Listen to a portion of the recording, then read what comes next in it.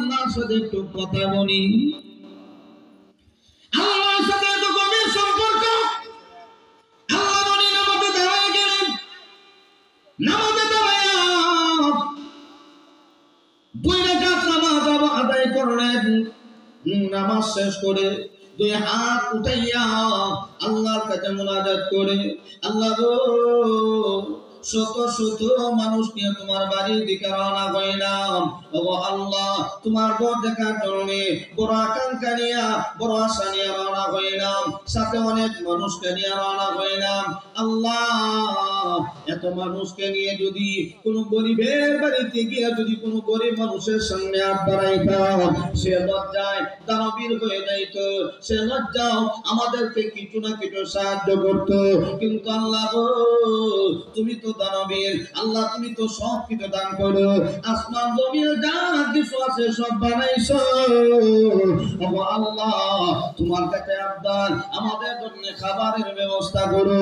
শরীর দুর্বল হয়ে গেছে, বাপনটা পর্যন্ত দুর্বল হয়ে গেল, আল্লাহ গো, খাবারের ব্যবস্থা করো। আর সামনে আগানো যায় না, মানুষগুলি দুর্বল হয়ে গেল, শেষ করতে দেরি হয়েছে। আল্লাহু আকবার, গায়বী খাবার আল্লাহর পক্ষ থেকে জান্নাতি খাবার হাজির হয়ে গেল। দেখা যায় দস্তরখানা রেডি হয়ে গেল, খাবারের ব্যবস্থা হয়ে গেল। মুনাজাত যখন শেষ করে ফেলছেন, শেষ করার পরে আল্লাহর অনেক ডাক দিয়ে বলে, সবাই দস্তরখানা গিয়ে বসো। আসমান থেকে খাবার চলে আসছে, কেননা আল্লাহর কাছে দোয়া করে, আল্লাহ, মুসা আলাইহিস সালাতু ওয়াস সালামের জামানায় বনি ইসরাঈলকে যদি তুমি মান্না সালওয়া জান্নাতি ফল খাবার খাওয়াইতে পারো, জান্নাতি খাবার যদি খাওয়াইতে পারো, আল্লাহ, আমরা তো আখিরি জামানার উম্মত, আমাদের নবীর এত সম্মান, আমাদের নবীর এত মর্যাদা, এত সম্মান, আর আমরা আখিরি জামানার উম্মত, আমরা সমস্ত নবীদের উম্মতের চাইতে আমরা হইলাম শ্রেষ্ঠ উম্মত। ওগো আল্লাহ, আমাদেরকে মান্না সালওয়া জান্নাতি ফল যেমন ভাবে মুসা আলাইহিস সালাতু ওয়াস সালামের উম্মতদেরকে খাওয়াইছো, সেইভাবে আমাদেরকে তুমি খাবারের ব্যবস্থা করো। দোয়া শেষ করতে দেরি হয়েছে, আসমান থেকে খাবারের ব্যবস্থা হতে দেরি হয় নাই। এবার মানুষগুলি খাবারের মতো রসিক, পেট করে যখন খাবার খাইলেন, খাবার খাওয়ার পরে কিছু মানুষ বলে পরবর্তীতে আরেক বেলা খাবার খাইতে হবে। এরপরে খাওয়ার পরে অবশিষ্ট কিছু খাবার রয়ে গেল।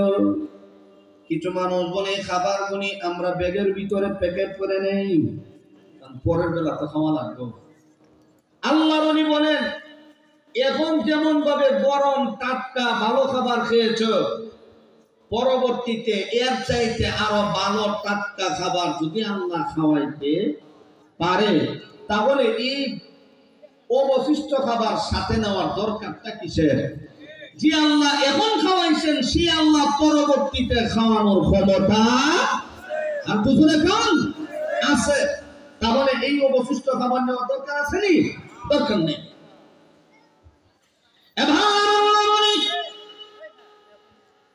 মুসলমানদেরকে বললেন, সামনে আগাও, কোন টেনশন নাই, যতবারই খাবারের ব্যবস্থা, খাবারের দরকার আল্লাহ ব্যবস্থা করবেন।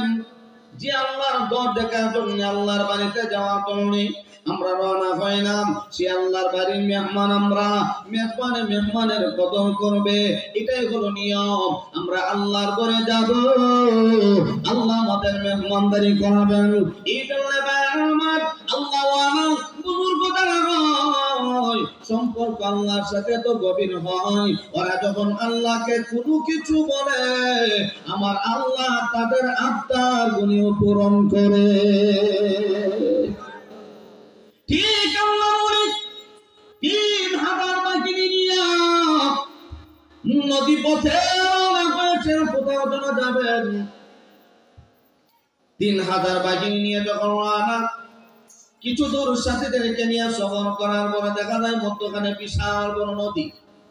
এখন নদী পার হওয়ার জন্য কোন নৌকা নাই, কেমনে পার হবে? ও বাবা,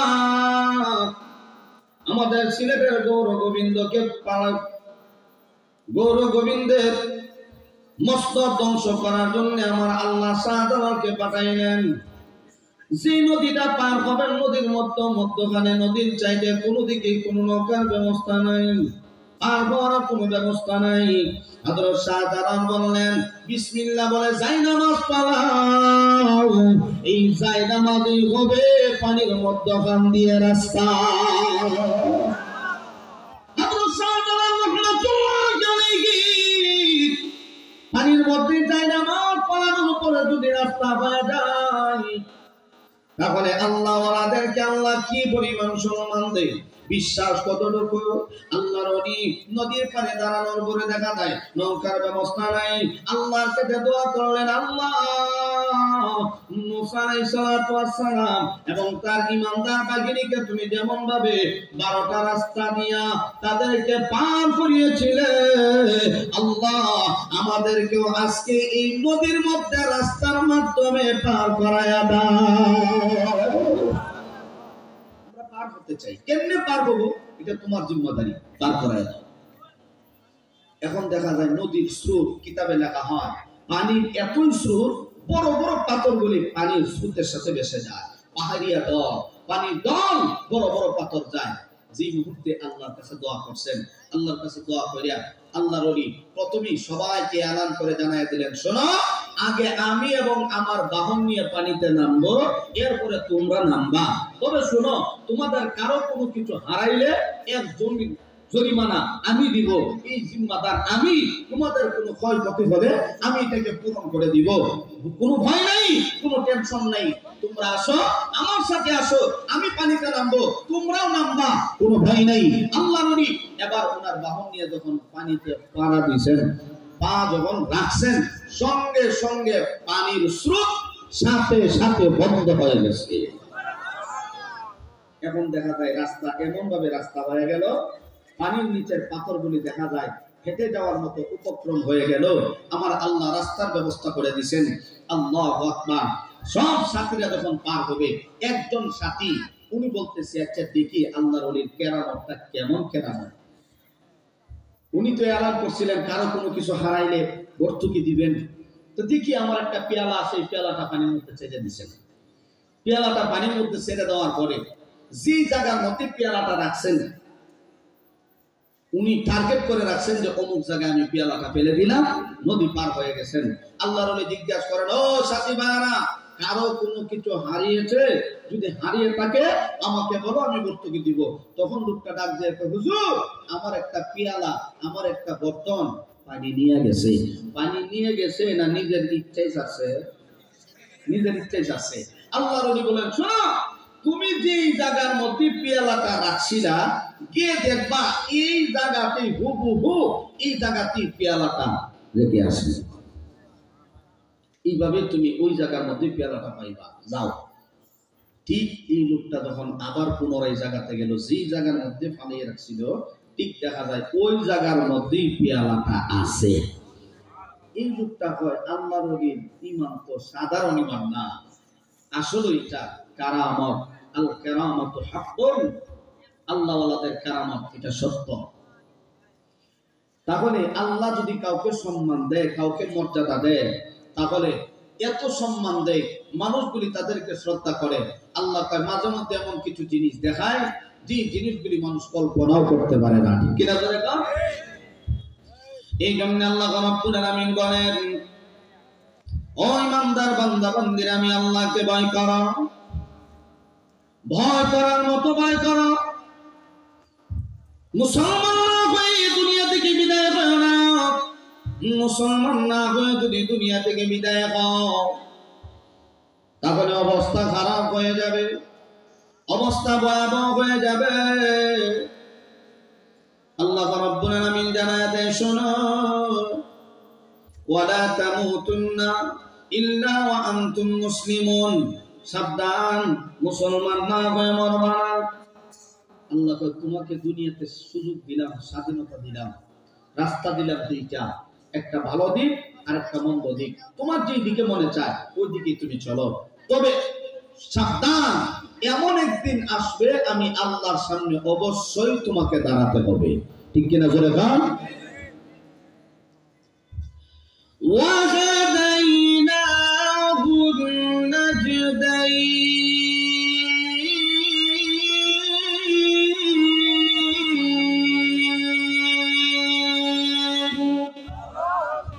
আল্লাহ বলেন রাস্তা দিলাম দুইটা, একটা জান্নাতে আর একটা জাহান্নামে। ফারিকুন ফিল জান্নাহ ও ফারিকুন ফিস সাঈদ, একটা হলো জান্নাতের পথ আর একটা হলো জাহান্নামের পথ। স্বাধীনতা তোমার, তুমি দুনিয়াতে ভালো কাজ করবা নাকি মন্দ কাজ করবা, কারণ দুনিয়া থেকে সবাই একদিন না একদিন বিদায় হওয়া।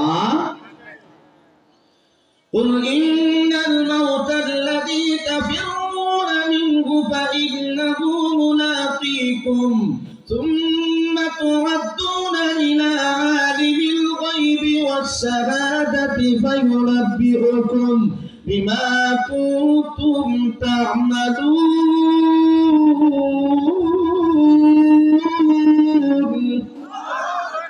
আল্লাহ বলেন মৃত্যু থেকে কেউ পলায়ন করতে পারবে না।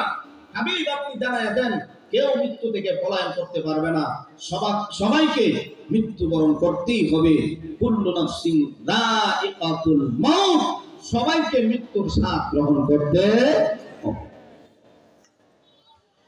আপনারা বান্দা সুম্মা ইলাইনা লা তুরজাউন, আবার আমি আল্লাহর কাছে তোমরা ফিরে আসতে হবে। বান্দা এই ভয়টা ওই চিন্তাটা দিলের ভিতরে ঢুকাও, কারণ দুনিয়া ছেড়ে আমি আল্লাহর কাছে আবার ফিরে আসতে হবে, জবাবদিহি করা লাগবে। দুনিয়াতে তুমি কি করেছো না করেছো, কুল্লু নাফসিন বিমা কাসাবাত রাহিনা আই মারহুনা। আল্লাহ বলেন প্রত্যেকটা মানুষ আমি আল্লাহর আদালতে দাঁড়ায়া হিসাব দেওয়া লাগবে, জবাবদিহি করা লাগবে। অতএব দুনিয়াতে নেক আমল করব, নেক আমল যদি করি মরণটা হবে ভালো, নেক আমল যদি ভালো না হয় মরণটা হবে কষ্টে। এই জন্য আল্লাহ নবী বলি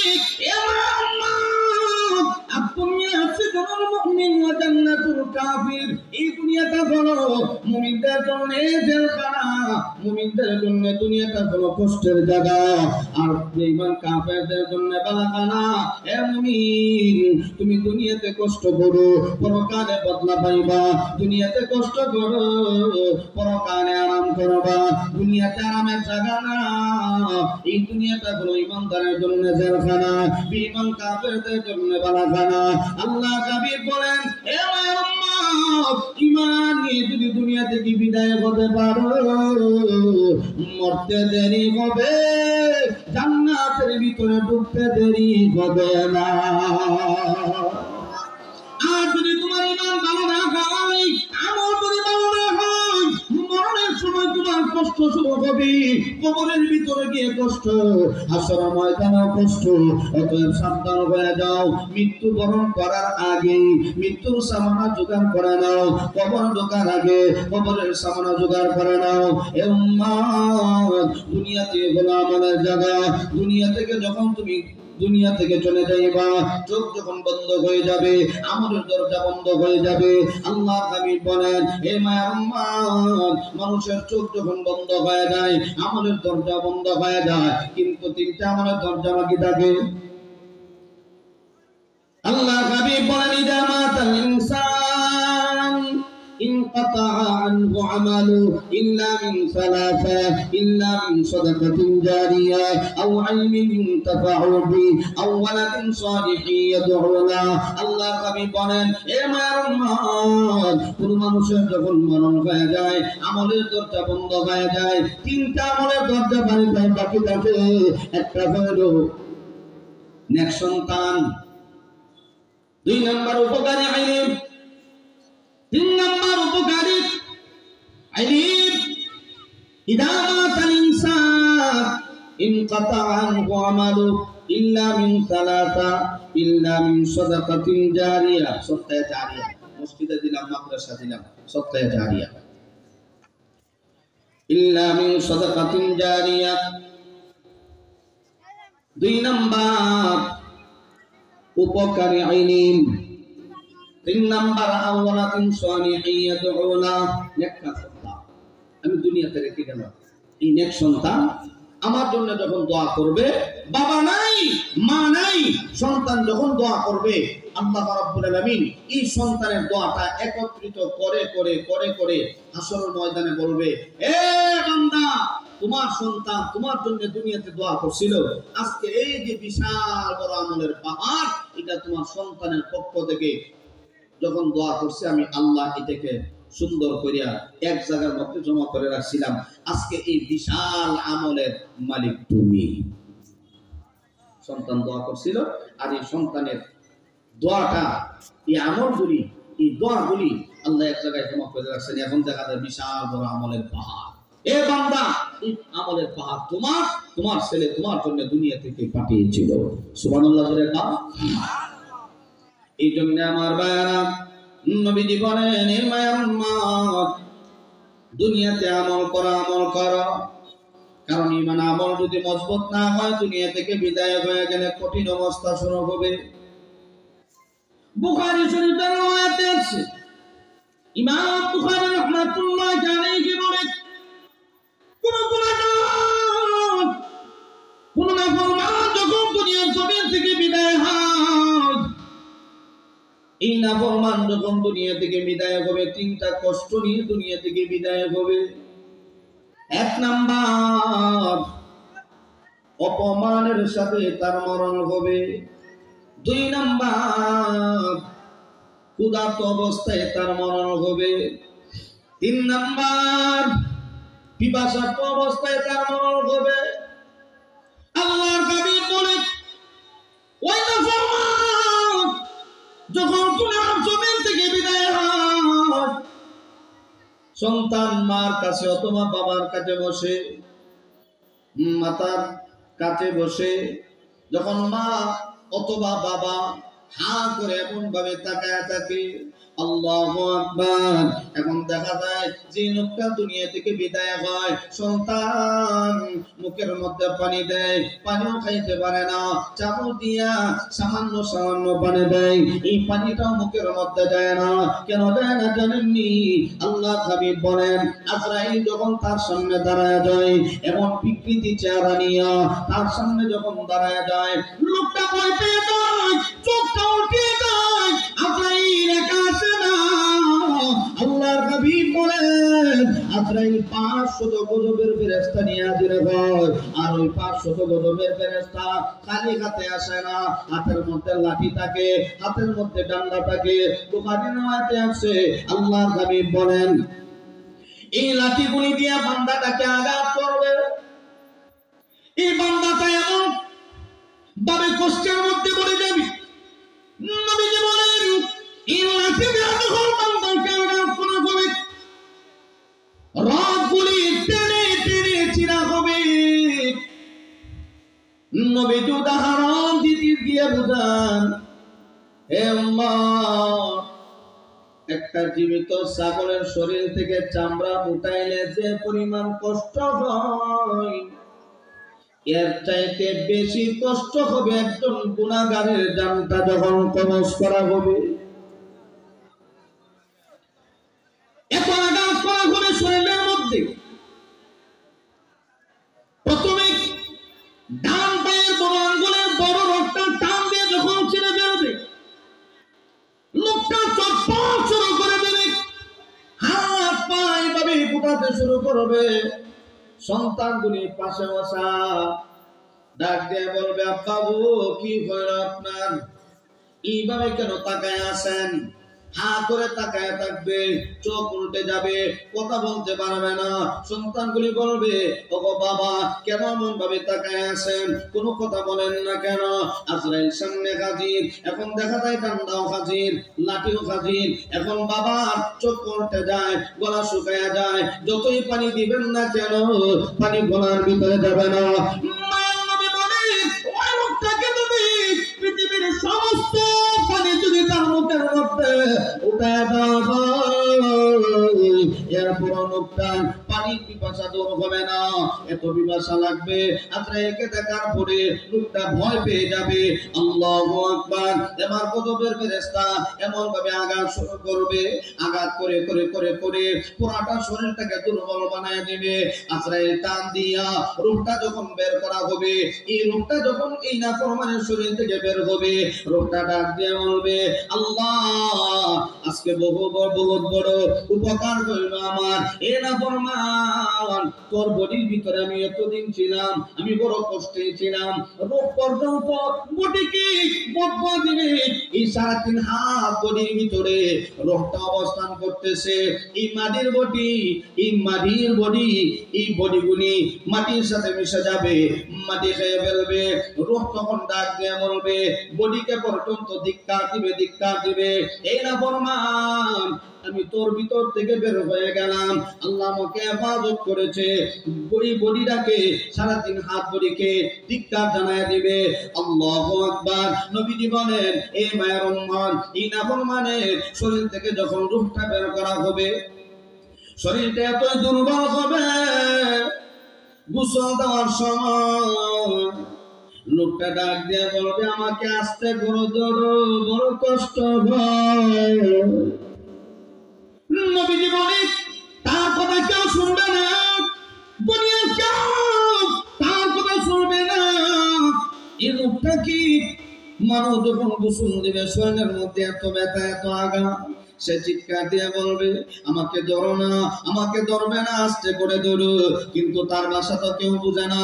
গোসল করানোর পরে এখন যখন কাঠের উপরে শোয়াইয়া এলাকার মানুষগুলো যখন কবরের দিকে নিয়ে যায়, এই নাফরমান চিৎকার দিয়ে বলবে, আমারে নিও না, আমার কবরের কাছে নিও না, আমাকে একা একা রেখে আসবো না, আমি থাকতে পারবো না, আমি থাকতে পারবো না, আমাকে নিও না। লোকটা যতই চিৎকার দিবে, যতই চিৎকার দিবে, নবীজি বলেন, তার এই ভাষা কেউ বোঝে না, কেউ বুঝবে না। সেই যতই আঘাত করুক না কেন, যতই চিৎকার দেখ না কেন, কেউ তার ভাষা বুঝবে না। এই লোকটাকে যখন কবরের ভিতরে রেখে আসবে, 3.5 হাত মাটির ভিতরে যখন রেখে দেবে, রেখে দেওয়ার পরে আল্লাহু আকবার, নবীজি বলেন, কবরের ভিতরে যখন রাখবে, গুনাহগার যদি হয়, এই গুনাহগারের কবর থেকে আসর শোনা হয়ে যায়। আল্লাহর হাবিব বলেন, ইযা মাতাল ইনসান আমাত কিয়ামাতুহু। একজন নাফরমান যখন কবরের ভিতরে ঢুকে যায়, কবর থেকে আসর শোনা হয়ে যায়। যদি ঈমান আমল ভালো না হয়, কবর থেকে শাস্তি শুরু হয়ে যায়। শুধু তা না, ওই লোকটাকে যখন কবরের ভিতরে রাখা হবে, রাখার পরে লোকটা যতই কথা বলবে, যত চিৎকার দিবে, দুনিয়ার কেউ শুনবে না। যখন মাটি দেওয়ার পরে মানুষগুলি 40 কদম চলে যাবে, 40 কদম চলে যাওয়ার পরে এই লোকটা মানুষের পায়ের আওয়াজ শুনবে, তখন আযাব শুরু হবে। এখনো দুনিয়ার আযাব শেষ, অপমানের সাথে মৃত্যু হইল, পিপাসার্ত অবস্থায় মৃত্যু হইল, ক্ষুধার্ত অবস্থায় মৃত্যু হলো, এখন কবরের ভিতরে ঢুকছে। নবীজি বলেন, বুখারীর riwayate আছে, কবরের ভিতরে তাকে 3টা আযাব দেওয়া হবে, 3টা শাস্তি দেওয়া হবে। 1 নাম্বার, কবরের ভিতরে ঢোকার পরে তার কিয়ামত শুরু হয়ে যাবে, তার আযাব শুরু হয়ে যাবে। 1 নাম্বার আযাব, তার কবরটাকে জাহান্নামের আগুনে পরিণত করা হবে। শুধু তার ওই বান্দার কবরে যখন ঢুকে যাবে, বুখারীর বর্ণনায় পাওয়া যায়, প্রথমে প্রশ্ন করা হবে, মা রাব্বুকা ওয়া মা দীনুকা ওয়া মান হাযার রাজুলু মুযাবিকুম। মুনকার নাকির প্রশ্ন করবে, মা রাব্বুকা, তোমার রব কে, ওয়া মা দীনুকা, তোমার দিন কি, ওয়া মান নবিয়ুকা, তোমার নবীকে পরিচয় দাও। নাফরমান যদি হয় তাহলে বলবে, আহা লা আদরি লা আদরি লা আদরি, আমি কিছুই জানি না, আমি কিছুই বুঝি না। যখন এই কথা বলবে, আল্লাহর হাবিব বলেন, 1 নাম্বার শাস্তি, তার কবরের ভিতরে 2 পাশের মাটি এত দূরে চাপ দিবে, হাড্ডিগুলো চুরমার হয়ে যাবে। আল্লাহর হাবিব বলেন, হাড্ডিগুলো যখন চুরমার হয়ে যাবে, লোকটা এত চিৎকার দিবে, এত আঘাত, এত আঘাত, এত চিৎকার, আমারে বাঁচাও, আমাকে বাঁচাও, মুখটা এত চিৎকার দিবে, দুনিয়ার কেউ তার চিৎকারের আওয়াজ শুনবে না। নবীজি বলেন 3.5 হাত মাটির নিচে কোনো মানুষ চলে গেলে, বাড়ির পাশে আমার মা শুয়ে আছে, আমার বাবা শুয়ে আছে, কবরের ভিতরে কি হয় না হয় দুনিয়ার কেউ জানে না। উক্তা যখন কবরের ভিতরে ঢুকবে, দুই পাশের মাটি এত জোরে চাপ দিবে, এত জোরে আঘাত দিবে, হাড্ডিগুলি চুরমার হয়ে যাবে। দুনিয়াতে যখন একটা মানুষ উঠোটকে মাটির মধ্যে পড়ে যায়, হাত যদি ভেঙে যায়, পা যদি ভেঙে যায়, হাড্ডিগুলি ফেটে গেল, কি পরিমাণ কষ্ট, কি পরিমাণ আঘাত। ওষুধ খাওয়ার পরও দেখা যায় হাড্ডির ব্যথা দূর হয় না। কথা বলেন না দি? হাড্ডি ভেঙে গেলে ওষুধ খাওয়ার পরও দেখা যায় কষ্ট দূর হয় না, অনেক সময় লাগে। ঠিক নবীজি বলেন এই লোকটার হাড্ডিগুলি এত চুরমার হয়ে যাবে, যতই চিৎকার দিবে, যতই চিৎকার, কেউ তাকে সাহায্য করবে না, সন্তান সাহায্য করবে না, বিবি সাহায্য করবে না, মা বাবা সাহায্য করবে না। আল্লাহু আকবার। নবীজি বলেন 1 নাম্বার হলো দুই পাশের মাটি এত জোরে আঘাত দিবে তার হাড্ডিগুলি চুরমার হয়ে যাবে। 2 নাম্বার, তার কবরের মধ্যে আসজাউল আকরা নামক বিষাক্ত একটা অজগর সাপ তার কবরে দেওয়া হবে। বুখারী riwayate আছে এই অজগর সাপটা এত বিষাক্ত হবে, একবার যখন চলবে 70 হাত মাটির নিচে চলে যাবে, আবার কেন হবে, আবার যখন চুবল দিবে আবার 70 হাত মাটির নিচে চলে যাবে। এইভাবে করে কিয়ামত পর্যন্ত তার কবরের মধ্যে আযাব দিতেই থাকবে, দিতেই থাকবে। 3 নাম্বার হলো তার কবরের মধ্যে জাহান্নামের আগুন দেওয়া হবে, ভয়ঙ্কর আগুন, অন্ধকার কবরে অন্ধকার আগুন, জাহান্নামের আগুন হবে অন্ধকার। এই অন্ধকার আগুন যখন তার কবরের ভিতরে দেওয়া হবে, আল্লাহু আকবার, বান্দা আগুনের মধ্যে জ্বলবে, কেউ সাহায্য করবে না।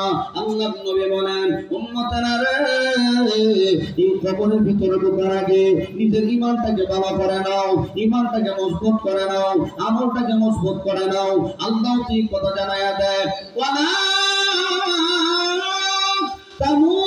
তামুতুন্না ইল্লা ওয়া আনতুম মুসলিমুন।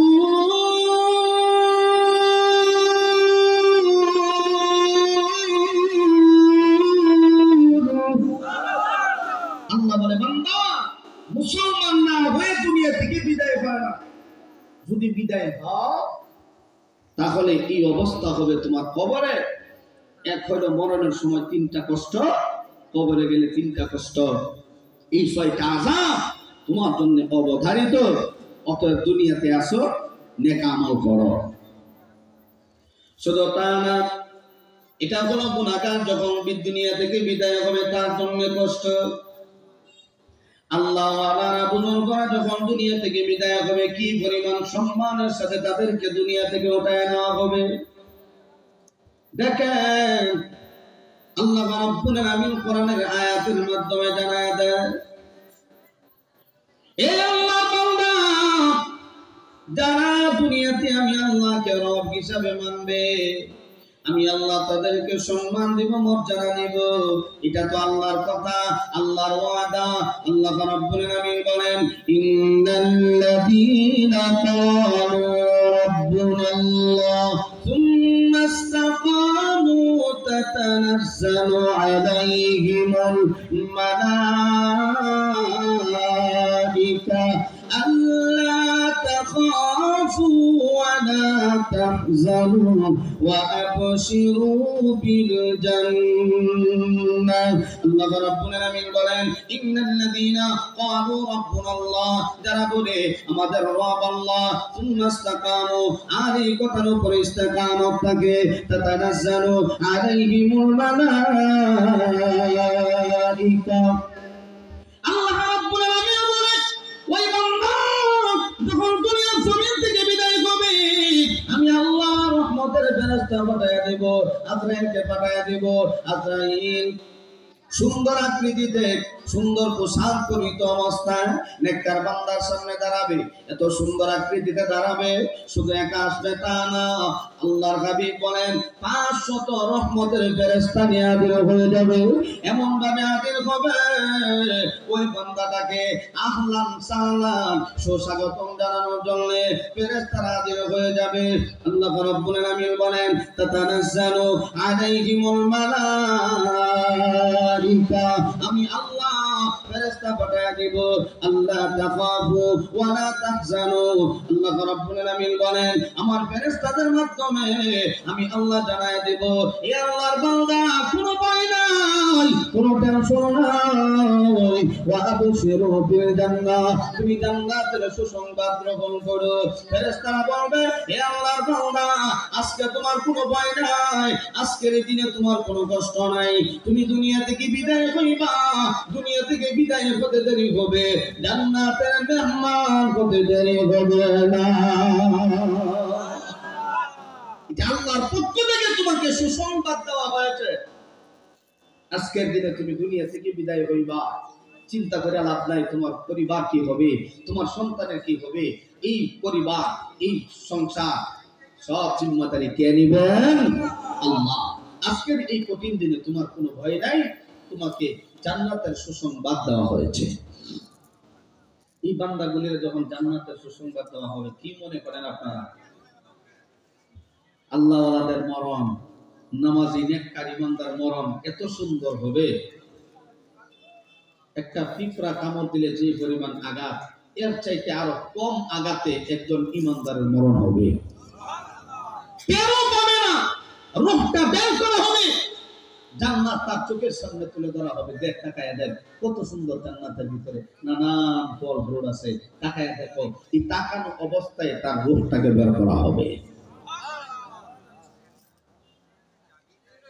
আল্লাহ রাব্বুল আলামিন বলেন ওই ইমানদারের জানটা যখন বের করা হবে, কত সুন্দর করে তার রূহটাকে বের করা হবে। আল্লাহ রাব্বুল আলামিন জানাবে, ইয়া আইয়াতুহান নাফসুল মুতমাইন্নাহ ইরজিই ইলা রাব্বিকি রাদিয়াতান মারদিয়াহ ফাদখুলি ফি ইবাদি ওয়াদখুলি জান্নাতি। আল্লাহ রাব্বুল আলামিন বলবে, ইয়া আইয়াতুহান নাফসুল মুতমাইন্নাহ, এ পবিত্র আত্মাওয়ালারা, ইরজিই ইলা রাব্বিকি রাদিয়াতান মারদিয়া, তোমার রবের দিকে আয় সন্তুষ্ট চিত্রা। হে নেককার বান্দা, আমি আল্লাহর দিকে আয় সন্তুষ্ট চিত্রা। ইরজিই ইলা রাব্বিকি রাদিয়াতান মারদিয়া ফাদখুলি ফি ইবাদি। আল্লাহ রাব্বুল আলামিন বলবে, হে আল্লাহর বান্দা, হে বন্ধু, হে দুনিয়াতে যারা দুনিয়াতে আমি আল্লাহকে ভয় করতাম, হে আল্লাহওয়ালারা, জান্নাতের ভিতরে ঢুকো, তোমার বন্ধুদের সাথে শামিল হয়ে যাও, নেককারদের সাথে শামিল হয়ে যাও। ইরজিই ইলা রাব্বিকা রাদিয়াতান মারদিয়া ফাদখুলি ফি ইবাদি ওয়াদখুলি জান্নাতি, নেককারের সাথে শামিল হয়ে যাও, জান্নাতের ভিতরে ঢুকে যাও। আল্লাহ ওয়ালাদেরকে জান্নাতের ভিতরে ঢুকায় দেওয়া হবে। শুধু তা না, আল্লাহ রাব্বুল আলামিন বলে জান্নাতের ভিতরে ঢুকার পরে এত সম্মান দেব, এত মর্যাদা দেব, হাজার হাজার মানুষের সামনে তাদেরকে সম্মান দেওয়া হবে, মর্যাদা দেওয়া হবে। যারা দুনিয়াতে কষ্ট করে, দুনিয়ার দুর্দামশা অন্তরে ছিল না, শুধুমাত্র আল্লাহর ভালোবাসা, আল্লাহর প্রেম দিনের ভিতরে ছিল, ওরা দুনিয়া চায় না, ওরা আল্লাহর প্রেম চায়, আল্লাহর ভালোবাসা চায়, আল্লাহর জন্য দেওয়ানা। আল্লাহ রাব্বুল আলামিন বলেন, বান্দারে দুনিয়াতে বড় কষ্ট করেছো, আমি আল্লাহকে দেখো নাই, কিন্তু আমি আল্লাহর হুকুম বাদ দাও নাই, আমি আল্লাহর হুকুম মেনেছো, আমি আল্লাহ যে আদেশগুলি তোমাকে বলেছিলাম, এই আদেশগুলি তুমি যথাযথভাবে আদায় করেছো। আজকের দিনে আমি আল্লাহ তোর এত সম্মান দিব, এত মর্যাদা দিব, আসলে কঠিন ময়দানে আল্লাহ রাব্বুল আলামিন তাদেরকে সম্মান দিবেন। এতই সম্মান হাজার হাজার মানুষগুলির সামনে আমার আল্লাহ তাদেরকে ডাক দিবেন। ইয়াউমা নাহশুরুল মুত্তাকিনা ইলার রাহমান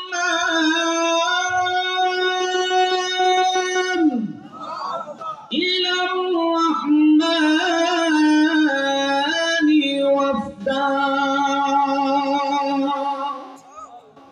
হাসরের ময়দানে এই তাকওয়াওয়ালা বান্দাগুলোকে ডাক দেওয়া হবে।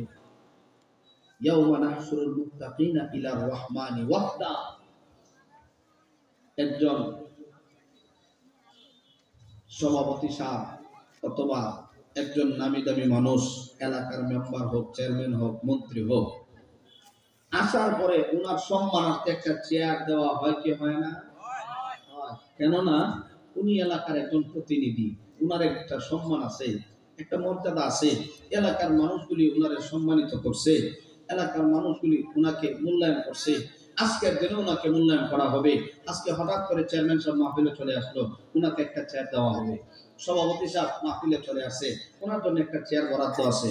আল্লাহ বলেন ঠিক হাসরের কঠিন ময়দানে যাদের ভিতরে আমি আল্লাহর ভয় ছিল, হাসরের কঠিন ময়দানে তাদেরকে সম্মান দিব। জান্নাতের ভিতরে সম্মানিত চেয়ার আমি আল্লাহ দান করব। তাদেরকে চেয়ারের মাধ্যমে সম্মানিত করে আমার আল্লাহ ওই বান্দাগুলিকে আবার ফেরেশতাদের মাধ্যমে জান্নাতের গেট পর্যন্ত পৌঁছায় দেওয়া হবে। وسيق الذين اتقوا ربهم إلى الجنة زمرا حتى إذا جاءوها وفتحت أبوابها وقال لهم خزنتها سلام عليكم طبتم فادخلوها خالدين وقالوا الحمد لله الذي صدقنا وعده وأورثنا الأرض نتبوأ من الجنة حيث نشاء فنعم أجر العاملين.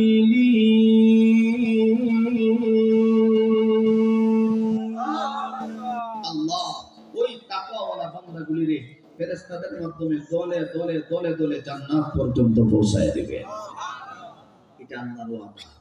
তাহলে দুনিয়াতে আল্লাহর ভয় অন্তরে ঢোকানো দরকার আছে না নাই? সব ক্ষেত্রে সর্ব হালতে আল্লাহর ভয় দিলের ভিতরে থাকতে হবে। এখন আমি নামাজ পড়লাম না, একটা বার চিন্তা করবেন আজকে নামাজ পড়লাম না ঠিক, কিন্তু হাসরের ময়দানে তো আল্লাহ আমাকে প্রশ্ন করবে। রোজা ছেড়ে দিলাম, দুনিয়ার কেউ দেখলো না, পর্দার ভিতরে আমি গোপনে চুরি করে গিয়ে খাইলাম, দুনিয়ার কেউ দেখা না, কিন্তু আমার আল্লাহ তো একজন আছে, তিনি মা পরামর্শ দেয়, মেয়েকে পরামর্শ দেয়, ও মা এই যে দুধ আছে দুধের মধ্যে একটু পানি মিশিয়ে দাও। কেউ বুঝবে না, আমরা ডাবল দামে বিক্রি করতে পারবো। 1 লিটার দুধের মধ্যে যদি আধা লিটার পানি দেওয়া হয়, বুঝার কোন সিস্টেম নাই, পানি মিশিয়ে দাও। উমরে দেখবে না।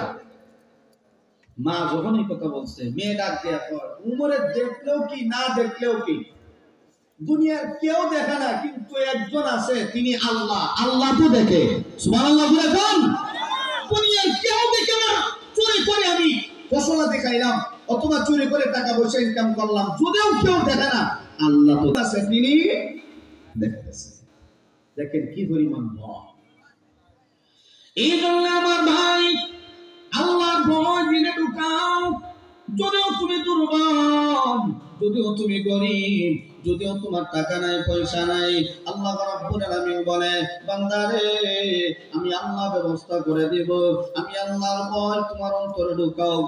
রিজিকের অভাব হবে না, টেনশন হবে না, খাবারের টেনশন হবে না। আমি আল্লাহ তোমাকে রিজিকের ফয়সালা করব। ও ভাই, মক্কা নগরে একটা যুবকের ইতিহাস আমি আপনাদেরকে শোনাই। কয়েক মিনিটের ভিতরে দেখেন না আল্লাহ কি পরিমাণ সম্মান দিল, কি পরিমাণ মর্যাদা দিল। একটা যুবক নাম তার কাজী আবু বকর, মক্কা নগরীতে এসে অবস্থান করে। এমন একটা অবস্থা, এই ছেলেটার মা নাই, বাবা নাই, আত্মীয় স্বজন বলতে কেউ নাই, লোকটা বড় দুর্বল। বিভিন্ন দেশ থেকে হাদিস সাহেবরা যখন যায়, হাদিস সাহেবদের খেদমত করে, হাদিস সাহেবদের খেদমত করে করে কিছু টাকা ইনকাম করে এই দিয়ে তারপরে এই দিয়ে সে নিজে কষ্ট করে চলে। আল্লাহু আকবার। একদিনের ঘটনা, কাজী আবু বকর আল্লাহর ঘরের সামনে দিয়ে কোথাও কোনো হেঁটে হেঁটে যায়। এমন সময় রাস্তার মধ্যে দেখা যায় রেশমি রুমাল দিয়ে পেঁচানো স্বর্ণের একটা হার রাস্তার মধ্যে পড়ে আছে। এমন সময় যুবকটা যখন দেখলো এত দামি জিনিস রাস্তার মধ্যে পড়ে আছে, যুবকটা হাতের মধ্যে নেয় না, দিলে দিলে দিলে কল্পনা করতেছে, হাই রে, এই সম্পদের মালিক তো আমি না। যদি আমি নিয়ে যাই আসলে কঠিন ময়দানে আল্লাহর আদালতে দাঁড়ায়া আমাকে জবাবদিহি করা লাগবে। দিলের ভিতরে ভয় ঢুকছে, অথচ ছেলেটা বড় দুর্বল, বড় গরিব, টাকা নাই, পয়সা নাই, কাজ করলে খাবার আছে, কাজ নাই তো খাবারও নাই। এত দুর্বল হওয়ার পরে, এত গরিব হওয়ার পরে এই যুবকটা অন্যের মালের প্রতি তার কোনো লোভ নাই। কিছু দূর যাওয়ার পরে আবার দিলের সাথে প্রশ্ন করে, এ কাজী আবু বকর, যদি তুমি না নাও, কিন্তু এই সম্পদের মালিক যে, আসল মালিক যিনি, তার কাছে তো এই জিনিসটা গিয়ে পৌঁছবে না। আমি মুহূর্তে যদি এই জায়গার মধ্যে রেখে যাই, অন্য কেউ নিয়ে গেলে হয়তো বা মালিকের হাতে পৌঁছায় দিবে না। দিলের সাথে আবার কল্পনা করে কাজী আবু বকর হাতের মধ্যে স্বর্ণের হার উঠাইলো। উঠানোর পরে সিদ্ধান্ত গ্রহণ করছে, যতদিন পর্যন্ত মালিক না পাবো ততদিন পর্যন্ত আমি আলান করতেই থাকবো। প্রথম দিনই আলান করছে, মালিক খুঁজে পাওয়া যায় না। 2 নম্বর দিনে আলান করার পরেও মালিক খুঁজে পাওয়া যায় না। 3 নম্বর দিনে আলান করার পরে দেখা যায় একজন মুরব্বী পাগলের মতো দৌড়ে আছে, যুবকের সামনে দাঁড়ায় গেল, এ বাবা, আমি শুনেছি তুমি নাকি একটা স্বর্ণের হার পেয়েছো। যুবকটা বলে, হ্যাঁ। ও মুরব্বী চাচা, আমি হার পাইলাম, এই হারের মালিক কি আপনি? বলে, হ্যাঁ। একটু প্রমাণ দেন। প্রমাণ দেওয়ার পরে যুবকটা মুরব্বীর হাতে হার উঠায় দিল। ও চাচা, নিয়ে যান আপনার সম্পদ, আপনি নিয়ে যান, আপনার সম্পদের প্রতি আমার কোনো লোভ নেই।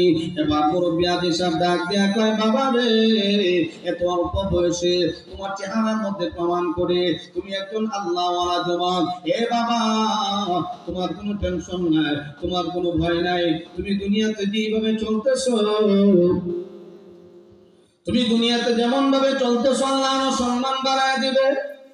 এই যুবকটা শেষ পর্যন্ত মুরব্বীর কাছ থেকে বিদায় নিয়ে তার সাথীদেরকে নিয়ে একদিকে নদী পথে রওনা, সাথীদেরকে নিয়ে নদী পথে রওনা দিয়েছে। নদীর মধ্যখানে যাওয়ার পরে বাতাসের কবলে পড়ে নৌকা ভেঙে চুরমার হয়ে গেল, তার সাথীরাও মারা গেল। যখন মারা গেছে, কাজী আবু বকর একটা দ্বীপের সাথে গিয়া যখন লাগছে, লাগার পরে কেউ নাই, আল্লাহ কুদরতি ভাবে কাজী আবু বকরকে হেফাজত করছেন। হেফাজত করার পরে এখন এই যুবকটা এলাকার এক মসজিদে গিয়ে হাজির, সুন্দর করে ওযু করে। এবার কাজী আবু বকর